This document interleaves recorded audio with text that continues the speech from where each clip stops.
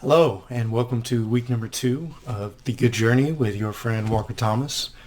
First, I want to thank everybody for the tremendous amount of support I got from last week's video. It was really just overwhelming, and I'm so glad that I could share just a few words of insight on creativity.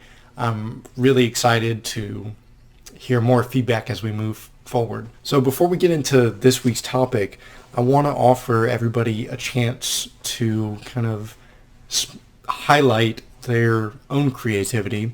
So I'm asking that you send me any artwork, music, or anything else that you love to do creatively, because I would love to spotlight it in next week's video. It would be amazing, so please send those in to me. I would really appreciate it, and I'm looking forward to see what you have. So today, we're talking about the present and the future. I had a coach in high school who burned the phrase creatures of habit into my consciousness. I've been thinking about this lately, and it made me realize that I'm often lulled into complacency by my own routines and habits. So for quite some time, I've just been trying to get by or make it through with what's put in front of me. I think we live in a society that glorifies the future. And I'm all for advancement, and I'm excited to see what the future holds. But at what point does fixating on the future cloud our vision of the present? So if you rush through life trying to reach a destination that you or others have created for yourself, you'll have a hard time seeing the beauty in your everyday life. Break the habits. Open your heart to the impossible and the unknown. Once you do that, you open yourself to extraordinary opportunities. Embrace the journey with love and optimism. So I know there's some of you who are probably thinking, Walker, this is all fine and great, but it's pretty abstract. Do you have anything more concrete to give us an example of things that can help us break free from our habits and the daily mundane routine? And I was thinking about this a little bit, and I came up with a few things. Number one, you really have to look inward and assess yourself to figure out what things may have you stuck and feeling stuck in your daily life.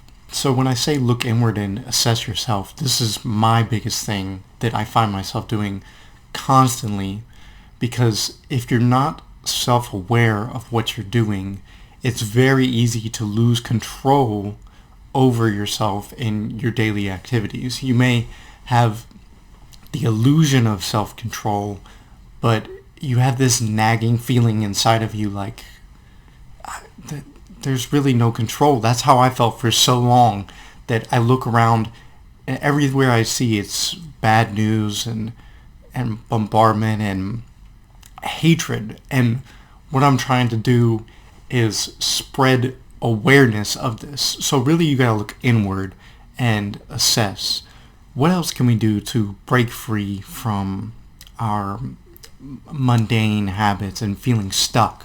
One of the simplest things you can do is just take a new route on your way to work, or take a new route on your way to school.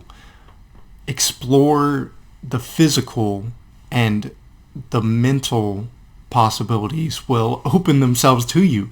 It seems like that wouldn't be the case, but that's often the biggest tool, or the biggest way that I find myself acknowledging the present and being in the moment, is by taking a new route and exploring. If you're saying, well, does watching a new show count? Does watching a new movie count as opening myself to a new experience? It may, but most likely no. I encourage you to look inward and look to your own creativity instead of the creativity of others to inspire you and get you feeling unstuck.